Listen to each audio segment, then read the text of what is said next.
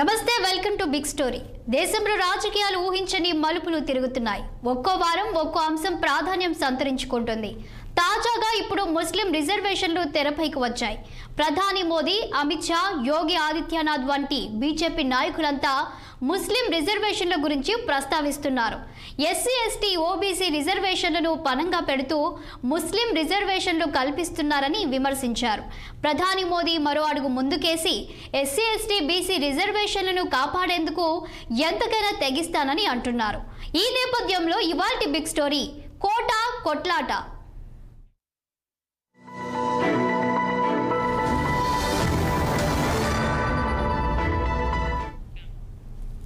లోక్సభ ఎన్నికల ముందు దేశమంతా ముస్లిం రిజర్వేషన్లపై చర్చ జరుగుతుంది. ఈ విధమైన చర్చ ఇంతకు ముందెన్నడూ జరగలేదనే చెప్పవచ్చు. కారణాలు ఏవైతేనేం, మండల్ కమిషన్ ఆధారిత రాజకీయాలు మొదలయ్యాయి. సాంప్రదాయకంగా కాంగ్రెస్ కు పడే ఎస్సీ, ఎస్టీ, బీసీ ఓట్లు తగ్గిపోవడం మొదలైంది. దాంతో కాంగ్రెస్ ముస్లిం రిజర్వేషన్లను తెరపైకి తీసుకువచ్చింది. ఒక పద్ధతి ప్రకారం భారతదేశంలోని వివిధ రాష్ట్రాలను ముస్లిం రిజర్వేషన్లకు ప్రయోగశాలలుగా మార్చింది. 1990ల తరువాత దేశ రాజకీయాల్లో పెనుమార్పు చోటు చేసుకోవడం మొదలైంది. దేశంలో హిందుత్వ భావనలు పెరిగిపోవడంతో కాంగ్రెస్ ఉక్కిరిబిక్కిరయింది. హిందుత్వ రాజకీయాలకు పోటీగా అన్నట్లుగా ముస్లిం రాజకీయాలను తెరపైకి తీసుకువచ్చింది. బీజేపీ ఇతర పార్టీలు కూడా ఇదే బాటలో పయనించాయి. అందులో భాగంగా వచ్చినవే ముస్లిం రిజర్వేషన్లు అనే వాదన కూడా ఉంది.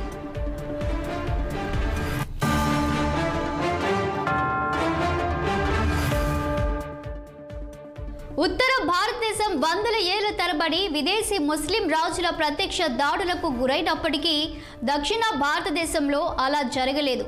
ఇక్కడకు కూడా ముస్లిం పాలన వచ్చినప్పటికీ అప్పటికే వారు స్థానిక రాజులుగా చలామణిలోకి వచ్చారు.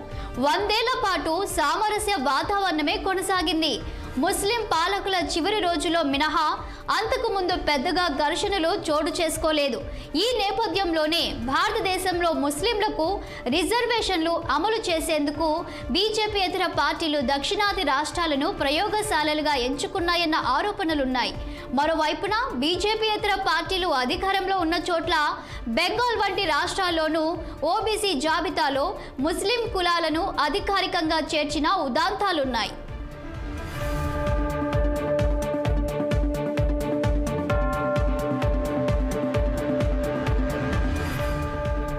కాంగ్రెస్ పార్టీ ఎస్సీ, ఎస్టీ, ఓబీసీల రిజర్వేషన్లు లాక్కుని ముస్లింలకు ఇస్తుందని ప్రధాని నరేంద్ర మోదీ ఆరోపించారు.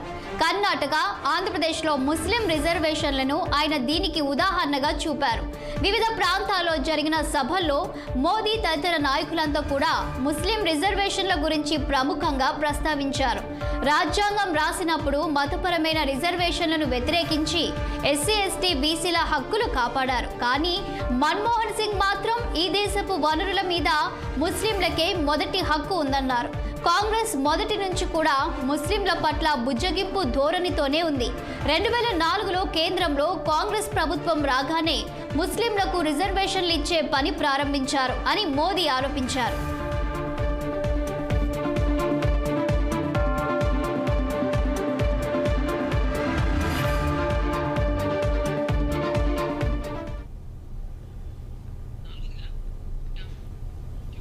ప్రధాని మోదీ కాంగ్రెస్ పై విమర్శలకు, మరీ ముఖ్యంగా ముస్లిం రిజర్వేషన్లపై విమర్శలకు ఆంధ్రప్రదేశ్ను ఎంచుకోవడం విశేషం.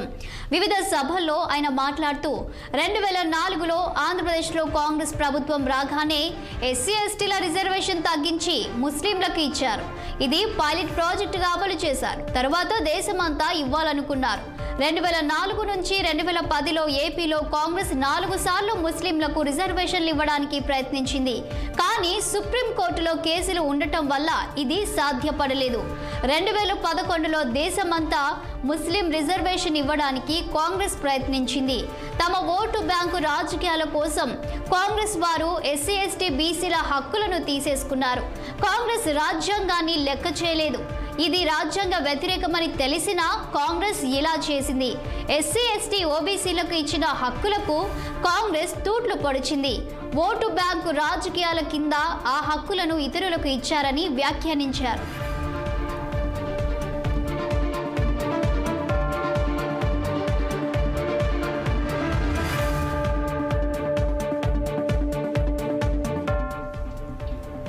వివిధ రాష్ట్రాల ఓబీసీ జాబితాలను పరిశీలిస్తే ఆశ్చర్యకరమైన విషయాలెన్నో బయటపడతాయి.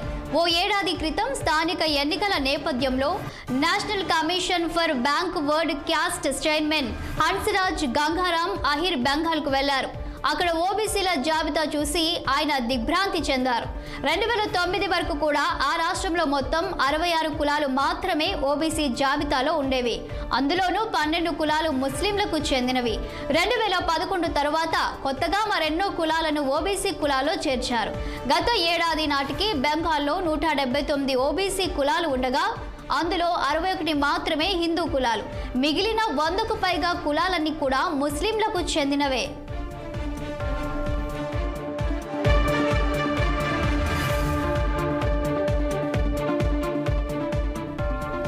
పశ్చిమ బెంగాల్ ఓబీసీ జాబితా అంశంపై national commission for backward caste chairman Hansraj Gangaram Ahir ఆశ్చర్యం వ్యక్తం చేశారు. తాను బెంగాల్లో ఉన్నానా లేదంటే బంగ్లాదేశ్లో ఉన్నానా అని ప్రశ్నించారు. బెంగాల్ రాష్ట్రంలో హిందువులు 70% దాకా ఉన్నారని, ముస్లింలు 27% దాకా ఉన్నారని, అలాంటప్పుడు ఓబీసీ జాబితాలో హిందూ కులాలు 61 మాత్రమే ఉంటూ ముస్లిం కులాలు మాత్రం 118 దాకా ఉండడం ఎలా సాధ్యమని ఆయన అన్నారు. మండల్ కమిషన్ నివేదికలో సైతం ఇన్ని కులాలు లేవని అన్నారు. తప్పులను సవరించి జాబితాను సరిదిద్దాల్సిందిగా రాష్ట్ర ప్రభుత్వానికి తాము సూచించినట్లుగా చెప్పారు. ఈ పరిస్థితి ఒక్క బెంగాల్ రాష్ట్రానికి మాత్రమే పరిమితం కాలేదు. మరెన్నో రాష్ట్రాల్లో కూడా ఓబీసీ జాబితాలో ముస్లిం కులాలు అధిక సంఖ్యలో ఉన్న సందర్భాలున్నాయి.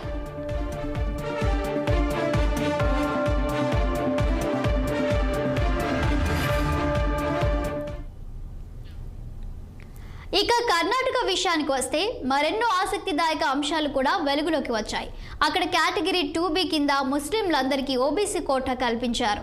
ఇదే విషయంలో national commission for backward caste chairperson Hansraj Gangaram Ahir Karnataka ప్రభుత్వ ప్రధాన కార్యదర్శికి ఇటీవల సమన్లు జారీ చేశారు. కర్ణాటకలో ఏప్రిల్ 26నే పోలింగ్ ముగిసింది. కర్ణాటకలో ముస్లింలు సుమారుగా 13% దాకా ఉన్నారు. ఈ రాష్ట్రంలో ముస్లింలంతా ఓబీసీలు కావడం విశేషం. కేటగిరీ 2B కింద ముస్లింలందరినీ ఓబీసీలుగా పరిగణించారు. దీని ప్రకారం రాష్ట్ర ప్రభుత్వం విద్యా ఉద్యోగ అవకాశాలను ముస్లింలు ఓబీసీలుగా పొందే వీలు కలిగింది.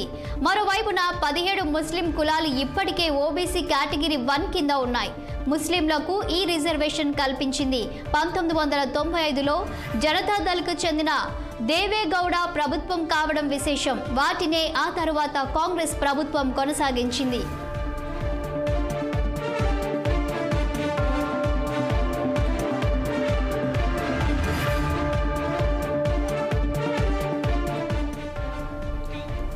ముస్లిం రిజర్వేషన్ అంశంపై 2023 కర్ణాటక శాసనసభ ఎన్నికల ముందు పెద్ద రచ్చ అయింది.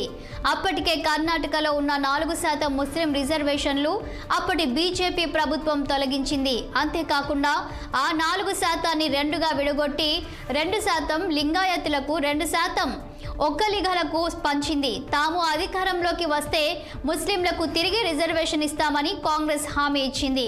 దానికి తగ్గట్టే 2024 ఏప్రిల్లో ముస్లింలందరినీ బీసీలుగా గుర్తిస్తూ కాంగ్రెస్ ప్రభుత్వం ఆదేశాలు జారీ చేసింది. ఇప్పుడు దీనిపై వివాదం నడుస్తోంది. జాతీయ బీసీ కమిషన్ కాంగ్రెస్ ప్రభుత్వ నిర్ణయాన్ని తప్పుపట్టింది. ఆ లెక్కను చూస్తే ప్రధాని మోదీ వాదనలోనూ నిజాలున్నాయి. కాంగ్రెస్ పార్టీ మొదటి నుంచి కూడా ముస్లిం బుజ్జగింపు ధోరణితోనే వ్యవహరించింది.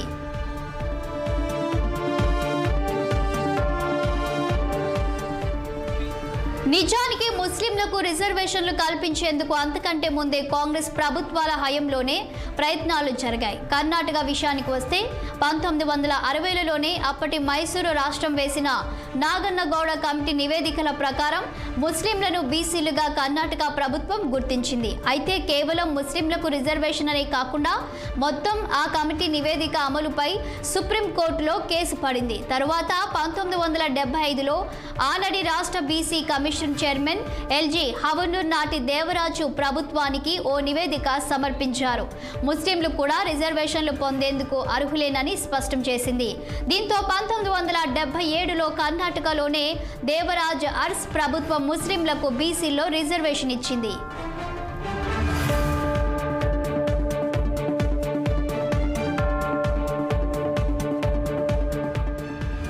అప్పట్లోనే ఈ అంశంపై కర్ణాటక హైకోర్టులో కేసు పడగా ఆ రిజర్వేషన్లను కర్ణాటక హైకోర్టు సమర్థించింది. జస్టిస్ చిన్నపరెడ్డి కమిషన్ ముస్లింలను ఓబీసీ జాబితాలో కేటగిరీ 2లో చేర్చాలని సిఫారసు చేసింది. దాంతో 1994 ఏప్రిల్లో వీరప్ప మొయిలీ సారథ్యంలోని కాంగ్రెస్ ప్రభుత్వం కేటగిరీ 2B కింద ముస్లింలకు, బౌద్ధులకు, క్రైస్తవంలో చేరిన ఎస్సీలకు 4% రిజర్వేషన్లను ప్రకటించింది. మరో 2% రిజర్వేషన్లు బౌద్ధులకు, క్రైస్తవంలోకి మారిన ఎస్సీలకు కేటాయించింది.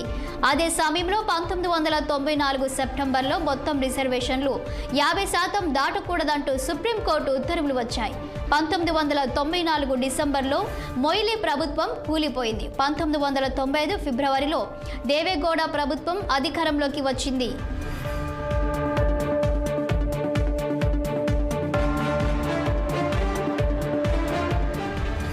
దేవేగౌడ అధికారంలోకి వచ్చిన తర్వాత ముస్లిం రిజర్వేషన్ల అంశం మరోసారి తెరపైకి వచ్చింది.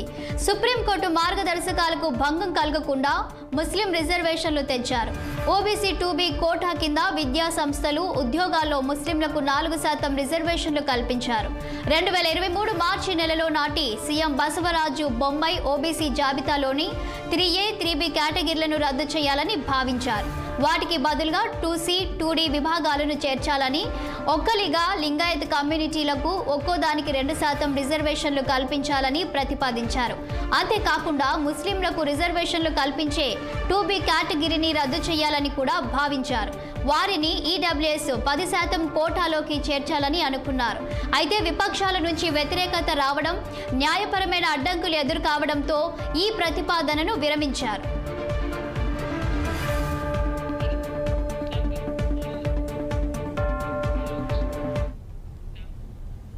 ఓబీసీ జాబితా కింద ముస్లింలకు సైతం రిజర్వేషన్లు దక్కడం కొత్తేమీ కాదు. కేంద్ర ఓబీసీ జాబితాలో కొన్ని ముస్లిం గ్రూపులు ఉన్నాయి. అలాగే రాష్ట్రాల్లోని వేర్వేరు చోట్ల కూడా ముస్లిం గ్రూపులు ఓబీసీలుగా ఉన్నారు. కేరళలో ముస్లింలందరికీ రిజర్వేషన్లు ఉన్నాయి. తమిళనాడులోని ముస్లిం జనాభాలో దాదాపు 90% మందికి రిజర్వేషన్లున్నాయి. బీహార్లో కూడా ముస్లిం రిజర్వేషన్లున్నాయి. కర్ణాటకలో బీసీ కోటాలో ముస్లింలకు 4% ఉపకోటా ఉంది. బెంగాల్లో ఓబీసీ జాబితాలో హిందూ కులాలు 61 మాత్రమే ఉండగా ముస్లిం కులాలు మాత్రం 118 ఉండడం విశేషం.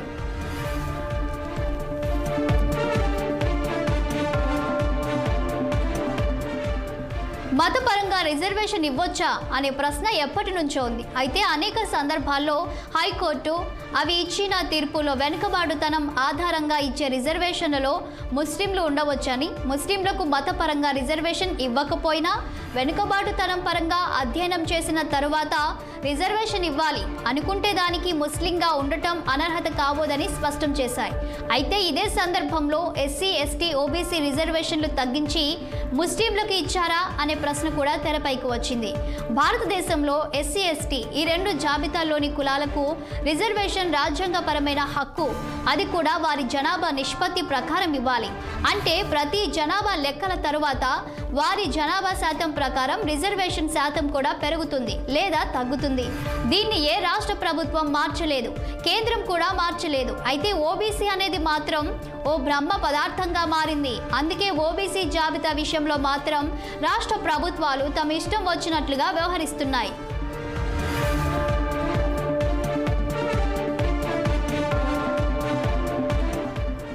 వివిధ రాష్ట్ర ప్రభుత్వాలు ముస్లింలకు రిజర్వేషన్లు కేటాయించే సందర్భాల్లో తమకు ఇష్టం వచ్చినట్లు చేస్తున్నాయి. పలు సందర్భాల్లో నిబంధనలు పాటించడం లేదు. ఆంధ్రప్రదేశ్లో 2004 తర్వాత ఇచ్చిన రిజర్వేషన్లు ఎవరి నుంచి తగ్గించకుండా అదనపు కోటా చేర్చడం ద్వారా ఇచ్చారు. ఎస్సీ, ఎస్టీలే కాదు బీసీల రిజర్వేషన్ కూడా తగ్గించలేదు. ఉన్న రిజర్వేషన్కి అదనంగా ముస్లింలకు కోటా ఇచ్చింది అప్పటి కాంగ్రెస్ ప్రభుత్వం. అయితే ఈ విషయంలో అది నిబంధనలను విస్మరించింది. ఏ కులానికైనా బీసీ రిజర్వేషన్ ఇవ్వాలంటే బీసీ కమిషన్ ఆ కులంపై అధ్యయనం చేసి నివేదిక ఇవ్వాలి. దానికి కొన్ని ప్రమాణాలున్నాయి. ఆ ప్రమాణాల ప్రకారం సామాజికంగా, ఆర్థికంగా ఒక కులం వెనుకబడి ఉన్నట్టు నిరూపణ అయితే వారు రిజర్వేషన్లకు అర్హులే. ఇది ముస్లింలకు కూడా వర్తిస్తుంది.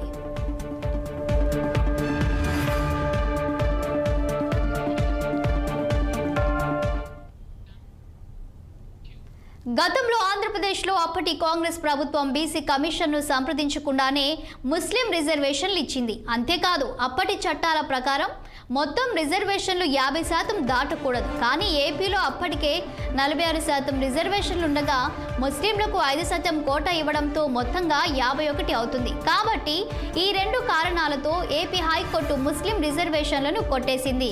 ఇది 2004లో జరిగింది. ఇది కాక బీసీ రిజర్వేషన్లో కీలకమైన క్రిమీ లేయర్ పెట్టకపోవడం కూడా ఒక కారణం. 2004లో సరైన ప్రక్రియ పాటించకుండానే రిజర్వేషన్ ఇచ్చింది. జూలైలో రిజర్వేషన్ ఇస్తే సెప్టెంబర్లో కోర్టు కొట్టేసింది.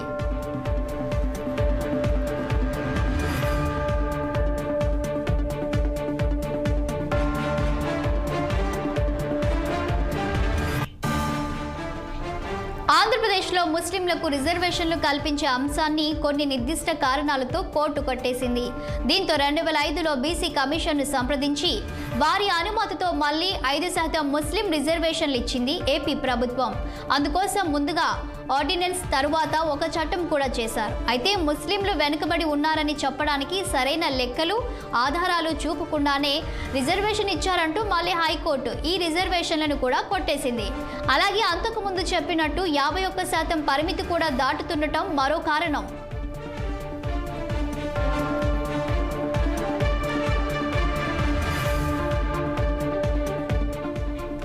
కోర్టులో తగిలిన ఎదురు దెబ్బల తరువాత ఆంధ్రప్రదేశ్ ప్రభుత్వం మరో ఆలోచన చేసింది. పిఎస్ కృష్ణన్ కమిషన్ను వేసింది. ఆ కమిషన్ ముస్లింల మరో ఉపకోటా చేర్చింది. అప్పటికే ఆంధ్రప్రదేశ్లో బీసీలకు ఏబిసిడి అనే ఉపకోణాలు ఉన్నాయి. బాగా వెనుకబడ్డ బీసీలు ఏ కింద, కాస్త పర్వాలేదనుకున్న బీసీలు డి కింద ఉంటారు.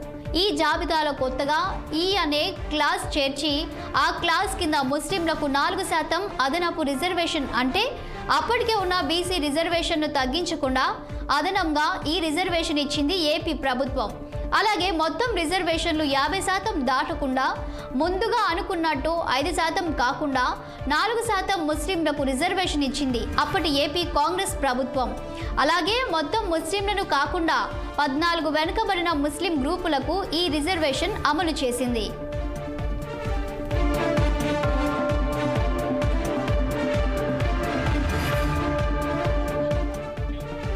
ఆంధ్రప్రదేశ్ ముస్లింలకు అమలు చేస్తున్న రిజర్వేషన్లపై కొందరు కోర్టుకు వెళ్లారు. కానీ ఏపీ హైకోర్టు ఆ రిజర్వేషన్ సమర్థించింది. దీంతో పిటిషన్దారులు సుప్రీంకోర్టుకు వెళ్లారు. అయితే రిజర్వేషన్ అమలుపై కోర్టు ఎలాంటి స్టే ఇవ్వలేదు. కేసుపై విచారణ జరుగుతోంది. ప్రస్తుతానికి ఆంధ్రప్రదేశ్, తెలంగాణలో ఈ రిజర్వేషన్లు అమలవుతున్నాయి. ముస్లింలలో సయ్యద్, పఠాన్, మొఘల్ అనే 3 గ్రూపులకు తప్ప మిగిలిన వారందరికీ రిజర్వేషన్లు అమలవుతున్నాయి. 2004 కంటే ముందే ఏపీలో దుదేకుల, లద్దాఫ్, పింజారీ, నూర్ బాషా, మెహతర్ అనే ముస్లిం సమూహాలకు బీసీ హోదా ఉంది. వీరికి హిందూ బీసీలతో కలిపి ఈ హోదా దక్కింది. వీరికి ఆ ముస్లిం రిజర్వేషన్లకు సంబంధం లేదు. ప్రస్తుతం సుప్రీం కోర్టులో కేసు ఉన్నప్పటికీ స్టేటస్ కో ఉత్తర్వులు ఇవ్వడం వల్ల క్షేత్రస్థాయిలో రిజర్వేషన్లు అమలవుతున్నాయి.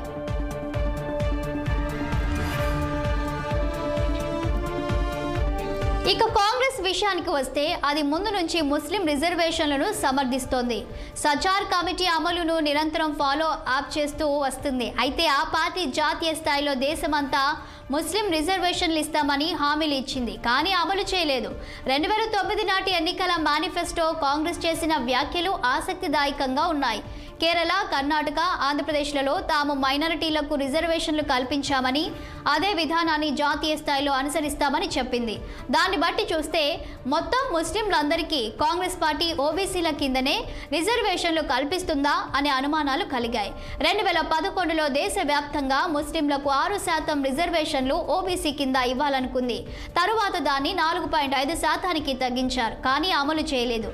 2004లో కాంగ్రెస్ సారథ్యంలోని కాంగ్రెస్ ప్రభుత్వం national commission for religious and linguistic minorities ను జస్టిస్ రంగనాథ్ మిశ్రా సారథ్యంలో ఏర్పాటు చేసింది. దళిత ముస్లింలు, దళిత క్రైస్తవులను షెడ్యూల్డ్ కులాల జాబితాలోకి చేర్చే అంశాన్ని పరిశీలించాల్సిందిగా కూడా సూచించింది. నిజానికి ఈ డిమాండ్ను జాతీయ ఎస్సీ/ఎస్టీ కమిషన్ 2001లోనే తిరస్కరించింది. ఈ నేపథ్యంలోనే మిశ్రా కమిషన్ ఏర్పాటు చట్టబద్ధతపై సందేహాలు కూడా వచ్చాయి.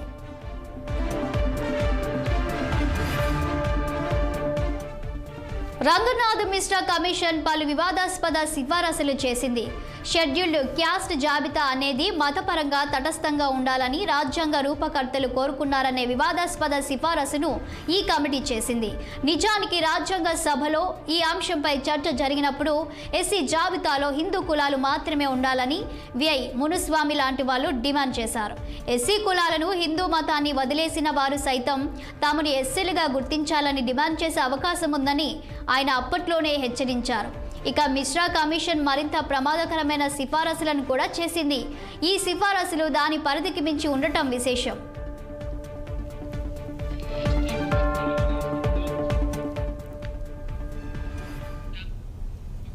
ఎస్సీ ఎస్టీ జాబితాల నుంచి కొన్ని కులాలను తొలగించాలనే అంశాన్ని కూడా రంగనాథ్ మిశ్రా కమిషన్ పరిశీలించింది.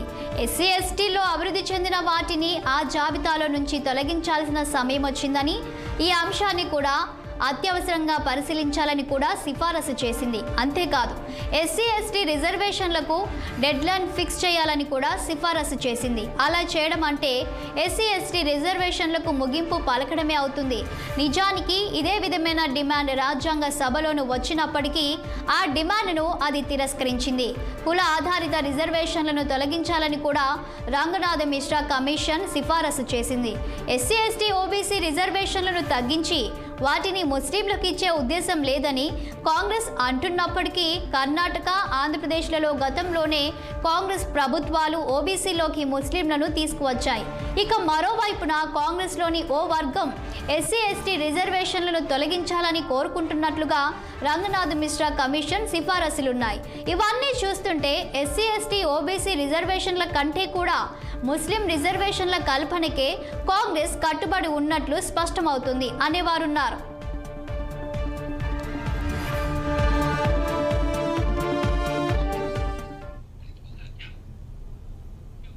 ఇది వాళ్ళ బిగ్ స్టోరీ. మరో ఎపిసోడ్లో మళ్ళీ కలుద్దాం. Keep watching 6 TV. సామాన్యుడి ఆరో ప్రాణం.